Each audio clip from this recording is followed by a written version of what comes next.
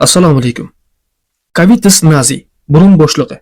Burun bo'shlig'i ham viscerocranium, ya'ni butun kallaning yuz qismida hosil bo'lgan tuzilmalardan biri hisoblanadi. Burun bo'shlig'i sagittal yuzada joylashadi. Yuzalarni bilamiz. Frontal, sagittal, gorizontal yuzalar bor. Shulardan demak sagittal, ya'ni yon tarafdan qaraganingizda qanaqa yuza bo'lsa shu holatda joylashadi. Oldinda apertura piriformis, ya'ni noksimon teshik orqali tashqariga ochiladi bu bo'shliq. Orqadan bo'lsa hovanalar orqali halqumning burun qismiga ochiladi va o'rtasidan bu bo'shliq ikkiga ajralib turadi, ikkita bo'shliqqa. Septum nazi deymiz bu to'sig'ini. Apertura piriformisning chegaralarini o'rganishdan boshlaymiz. Rasm orqali ko'rsatib ketaman, diqqat bilan e'tibor berasizlar. Demak, apertura piriformis mana bu burun bo'shlig'iga kirish qismi, oldingi tarafda ko'rinib turgan qismi. Mana yon tarafdan chegaralari ko'rsatilyapti. Nimalardan iborat? Yuqoridan ossa nazalia. Kattalashtirib ko'rsataman, e'tibor beringlar. Chiziqning yuqori chegarasi ossa nazaliyaga to'g'ri kelyapti haqiqatan ham. Mana bu burun suyaklari, mana bu burun suyaklari.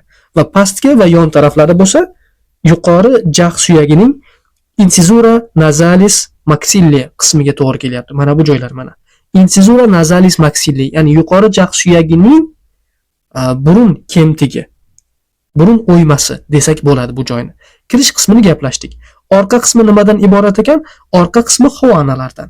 Mana bu joyda qisman hovanalar mana bu rasmda ko'rsatilyapti. Orqa qismi erkin bo'ladi, ya'ni birorta to'siq yo'q. Mana erkin bo'lib joylashyapti. Va hovanalar ikkiga ajralgan bo'ladi dimoq suyagi yordamida. Vomer suyagi bor, dimoq suyagi to'rtburchak shaklda bo'ladi u. Uni suyaklarini ko'rganda ko'ramiz. Mana bu joyda orqada joylashadi va hovanani ikkiga ajratib qo'yadi. Demak, hovanani chegaralari nimalardan iborat deymiz? Demak, o'rtadan dimoq suyagi ajratganligi uchun medial tomonidagi devori vomer dimoq suyagi bo'ladi. Lateral tomondagi devorlari bo'lsa, e'tibor beringlar, lamina medialis processus pterygoidii ossis sphenoidalis, ya'ni ponosimon suyak qanotsimon o'sig'ining ikkita plastinka bo'lardi. Ikkita plastinkasi bo'lardi. Medial va lateral tomonda. To'g'rimi? Shulardan medial tarafdagisi aynan hovanani lateral qirg'og'ini hosil qiladi.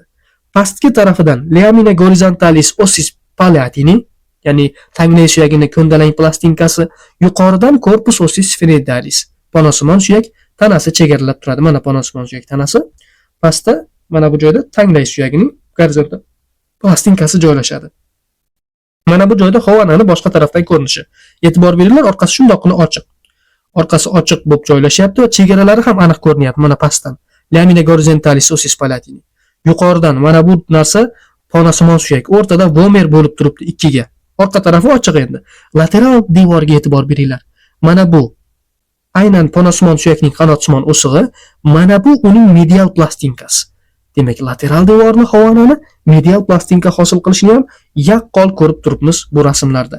Mana bu joyda burun bo'shlig'ini sxematik ifodalab bergan. Diqqat bilan qarasangiz, bu ham qiziq shaklda ifodalangan.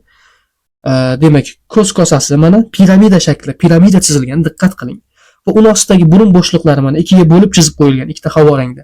Orqa qismini hovani, oldingi qismini nairis deb qo'yilgan. Bu burun teshiklarimiz bor-ku, burunni shu terisi, tog'ayi bilan oladigan bo'lsak, burun teshiklari shu oldida joylashadi. Mana bu joyda mana yana bo'shliqlarni ranglar bilan ajratib qo'yapti. Endi burun bo'shlig'ining ham ko'z bo'shlig'i, ko'z kosasi kabi devorlari bor. Qaysi devorlar? Medial devor medial tomondan chegaralaydi, lateral devor lateral tomondan. Demak, burun bo'shlig'ini chizaman. O'rtada to'sig'i bor. Ikkita tomonda mana bunday bo'shliq bor. Demak, medial devor deyilganda shu o'rtadagi to'siq nazarda tutiladi. Burun bo'shlig'ini ikkiga ajratadigan. Lateral devorlar bo'lsa mana bu yon taraflari nazarda tutiladi. Paries superior yuqorigi devor, paries inferior quyi devor va paries posterior orqa tarafdagi devori. Paries anterior deyilmadi chunki oldingi yuzasini aytdik, apertura bor. Tirqish oldingi tarafda tirqish joylashgan. Va bularni ham rasmlar orqali ko'rib chiqsak yanada tushunarli bo'ladi. Paries medialisdan boshlaymiz. Paries medialis aytganimizdek septum nazidan iborat. Septum nazi mana burun bo'shlig'ining o'rtasidan bo'lib turadigan teshik. Demak, bu to'siq, ya'ni bu to'siq burun to'sig'ini nimalar hosil qiladi? Uning ikkita qismi bor. Pars ossea qismi hamda pars cartilaginea, tog'ay qismi. Ikkalasi alohida hosil bo'lgan. Tog'ay qismi endi bilamiz tog'aydan tuzilgan, suyak qismi suyaklardan. Mana bu joyda yanada yaqqol ko'rinyapti. E'tibor beramiz, mana bu havorang qismlar tog'ay. Burun to'sig'ining oldingi qismi tog'aydan iborat ekan. Xo'p, pars ossia suyak qismichi? Lamina perpendicularis ossis sphenoidalis, ya'ni lamina perpendicularis ossis sphenoidalis deb ozgina xato aytib qo'ydik. Lamina perpendicularis os etmoidalis, ya'ni g'alvirsimon suyakning eslaringizda bo'lsa, bo'ylama shunaqa tik turadigan plastinkasi bor edi, to'g'rimi? G'alvirsimon suyakning shu plastinkasi va uning ostida joylashgan mana bu suyakchamiz. Bu qaysi suyak edi eslaymiz? Demak, lamina vomeris, vomer suyagi. Vomer suyagining shunaqa plastinkasi, shu lamina qismi va crista nasalis hamda crista sphenoidalislardan iborat. Endi crista nasalis mana bu kichik qism bor-ku, chiziq. Eslaringizda bo'lsa, tangnay suyagi ham yoki bo'lmasa mana bu yuqori jag'ning tangnay o'sig'i ham yuqorida burun bo'shlig'i tarafga qaratib crista, qirra hosil qilardi. Shu qirra, uning ustida vomer suyagi va undan keyin lamina perpendicularis os etmoidali joylashyapti. Oldingi tomoni bo'lsa tog'ay. To'siqni ko'ryapsizmi? Bir-birining ustida qanday joylashyapti? Va qisman mana bu vomer suyagi kirib turadigan ponosimon suyakning pastki tarafida cristasi bor. Crista sphenoidalis. Shu joy ham medial devorni hosil qilib beryapti. Demak, pars medialis shundan iborat. Buni tushuntirib o'tib ketdik. Yana mana bu rasmda ham ko'rishingiz mumkin.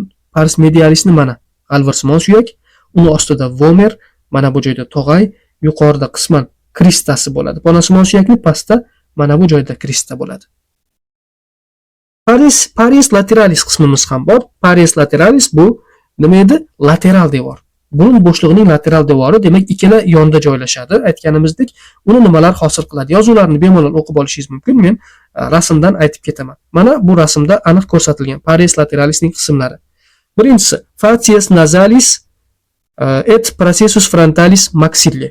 Ya'ni maxillani eslaringizda bo'lsa, yuqori jag' suyagi mana bu tanasining facies nasalis qismi bor edi. Uni ham bir takrorlab olinglar. Facies nasalis qismi bor edi, burunga qaragan tarafi va yana eslaydigan bo'lsak, maksillaning peshona o'sig'i bor edi. Peshona o'sig'ining ham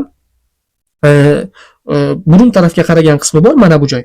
Bu ham lateral devorni hosil qilishda qatnashyapti. Processus frontalis maxilla deb yozib qo'yilgan, e'tibor bersangiz. Xo'p, yana os lacrimale mana yozib qo'yilgan. Os lacrimale mana bu joyda kichik ko'z kosasini ham hosil qilyapti. Ichki tarafga qaragan tarafi lateral devorni hosil qilishda qatnashyapti, burun bo'shlig'ini. Labirintus etmoidalis, mana bular labirintlari. Mana pastki emas, mana bular demak, g'alvirsimon suyakning labirintlari. G'alviri shu joyda joylashadi, labirinti. Lamina perpendicularis ossis palatini, ya'ni tangnay suyagining perpendikulyar laminasi ham shuni hosil qilishda qatnashadi. Bu qayerda joylashadi? Mana bu yuqori jag' bo'ladigan bo'lsa, uning orqa tarafidagi mana bu qism. Lamina perpendicularis ossis palatini. Diqqat bilan e'tibor beringlar, mana perpendikulyar lamina shu joyda. Mana bu joyda gorizontal laminasi bor. Uni ham ko'rdik. Pastki devorda ko'ramiz yana uni. Keyingisi lamina medialis processus pterygoidii ossis sphenoidalis. Ya'ni os sphenoidalini yana aytamiz, takrorlaymiz. Qanotsimon o'sig'ining medial plastinkasi. Havanalarni lateral tarafdan chegaralab turdik-ku, mana bu qism. Mana chok turibdi o'rtasida, tangnay bilan ajratib. Lamina medialis processus pterygoidii. Rasmga diqqat bilan qaranglar. Va keyingisi concha nasalis inferior. Bu alohida suyak edi, eslaringizda bo'lsa. Concha nasalis inferior. Demak, lateral devorning tuzilmalari xuddi shular. Va bu tuzilmalar lateral devorda shunchaki joylashmaydi va 3 ta burun yo'lini hosil qilib joylashadi. Demak, concha nasalis superior, concha nasalis media va concha nasalis inferiorlarning orasida. Meatus nasi superior, yuqorgi burun yo'li mana bu joy. Qayer bilan qayerning orasida ekan? Concha nasalis superior va mediani orasida. Aniq ko'rinib turibdi. Unga nima ochiladi? Cellula etmoidalis posterior va sinus sphenoidali ochilib turadi. Diqqat qilinglar. Cellula etmoidalis posterior, ya'ni g'alvirsimon suyakning sellyulalarini orqa tomondagisi shu joyga ochiladi. Va yana nima ochilar ekan? Yana ponosimon suyakning aperturasi ham ochiladi. Mana ponosimon suyak bo'shlig'i teshik turibdi bitta, apertura sinus sphenoidalis aynan shu sohaga. yuqoriga yo'lga to'g'ri keladi buni ochilishi. Hop, ketdi. Sellyulit maydalisining teshiklari mana bu joyda ko'rib turibsizlar, yuqorida teshikchalar turibdi, o'shalar. Keyingisi meatus nazi media. Mana bu joy. Nimalar ochilishi ham ko'rinib turibdi bu joyda. Concha nasalis media va inferior orasida joylashadi. Bu joyga canalis nasolacrimalis adashib ketildi. Canalis nasolacrimalis emas, cellula etmeidalis anterior va media ochiladi. Mana ko'ryapsizlar, katta-katta teshiklar turibdi. Cellula etmeidalis anterior media ochilyapti. Bundan tashqari sinus frontalis hamda sinus maxillarislar ham ochiladi. Aynan shu joyda shunday oladigan bo'lsangiz, haligi hiatus maxillaris turadi. Katta tirqishi bor edi-ku, sinus maxillarisga ochiladigan. Shu ko'rinib turadi bu joyda. Peshona bo'shliqlari ham ma'lum bir kanallar orqali shu joyga kelib ochiladi. Ya'ni peshona bo'shlig'i bunday kanal hosil qilib shu aynan o'rta yo'lga ochiladi. Keyingisi meatus nazi inferior. Mana bu concha nasalis inferior va mana bu yuqori jag' suyagi tanglaylar orasida joylashgan, ya'ni tanglay orasida. Bu joyni ham ko'rib turibmiz. Canalis nasolacrimalis aynan shu joyga ochiladi. Canalis nasolacrimalis haqida gapirdim. Shu joyga ochilgani uchun yig'laganimizda burun bo'shlig'iga suyuqlik tushadi deb aytganmiz. Xo'p, endi